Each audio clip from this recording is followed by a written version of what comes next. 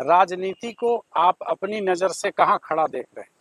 सामाजिक राजनीतिक जीवन में स्वच्छ चरित्र के व्यक्ति का रहना, सरवाइव करना, आगे बढ़ना बहुत कठिन है। असंभव नहीं है, लेकिन कठिन है। और अक्सर मेरे से भी ये लोग सवाल करते हैं, आप गांधी जी को मानते हैं, गांधी जी को फॉलो करते हैं, तो मैं कहता भी हूँ कि भाई हम लोगों की आज के दौर में हमारी इतनी चारित्रिक शुद्धता, इतनी ताकत नहीं है कि मैं ये कह सकूं कि मैं गांधी जी को फॉलो करता हूं। हाँ, ये जरूर है कि प्रयास कर रहे हैं कि जितना हो सके उनके बताए हुए रास्ते, उनके बताए हुए जो तरीके हैं उसको फॉलो करें। तो बिल्कुल कठिन है, और मैं ये दावा नहीं करता हूं कि हम लोगों में कोई कमी नहीं है, बहुत सारी कमियां हैं।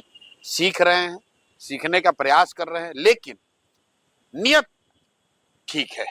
नियत बस इतनी है, सोच बस इतनी है कि जिस धरती में जन्म हुआ, जहां हमारे बाप दादा कभी मजदूर रहे, उसी धरती के सरकारी विद्यालय से पढ़कर अगर जीवन में कुछ हासिल कर लिए हैं, तो मुझे ऐसा लगता है कि मेरी ये जिम्मेवारी है कि मैं प्रयास करूं।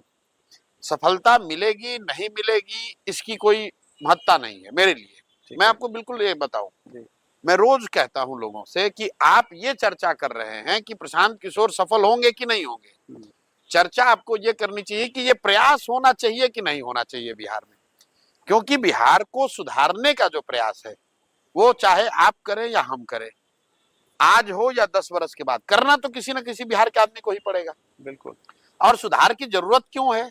इसलिए नहीं कि प्रशांत किशोर कह रहे हैं, इसलिए नहीं कि हम नीतीश और मोदी और लालू के विरोधी हैं, इसलिए कि 1970-75 के दौर में भी देश का सबसे गरीब और पिछड़ा राज्य बिहार था, और आज भी जयप्रकाश नारायण के संपूर्ण क्रांति के आंदोलन और नारे के 50 साल के बाद भी आज देश का सबसे गरीब, सबसे पिछड़ा, सबसे ज्यादा निरक्षर, सबसे ज्यादा बेरोजगारी, सबसे ज्यादा पलायन वाला राज्य बिहार ही है।